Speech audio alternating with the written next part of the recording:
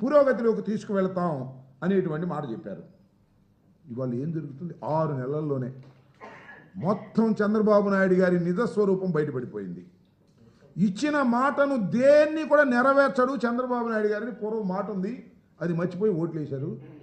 అదే స్వామి చెబుతారు, ఓడ మీద ఉన్నప్పుడు ఓడ మల్లయ్య అంట, ఓడ దిగిన తర్వాత బోడి మల్లయ్య అంట. అలాగే రేవు దాటిన తర్వాత తెప్ప తగలేసినట్టుగా, అక్కడ దిగిన తర్వాత అల్లుడు చేసినట్టుగా ఇవన్నీ చంద్రబాబు నాయుడు గారికి ఉండేవి. అవన్నీ మర్చిపోయి ఈయన మాటలు నమ్మి ఓట్లు వేస్తే ఇవాళ జరుగుతుంది ఏంటి అని అడుగుతా ఉన్నా. కరెంటు ఛార్జీలు తగ్గించారా? తగ్గించకపోతే తగ్గించకపోయారు. అలా అట్టి పెట్టారా పెంచుకోకుండా? అది లేదు. విపరీతంగా ఛార్జీలు పెంచేటటువంటి కార్యక్రమం చేస్తున్నారు. బాధుడే బాధుడు. ఇది చంద్రబాబు నాయుడు గారి డైలాగ్ గుర్తుందా మీకు? ఇంతకుముందు బాధుడే బాధుడు, బాధుడే బాధుడు అని చెప్పుకొచ్చాడు. ఇవాళ సావబాధుడు.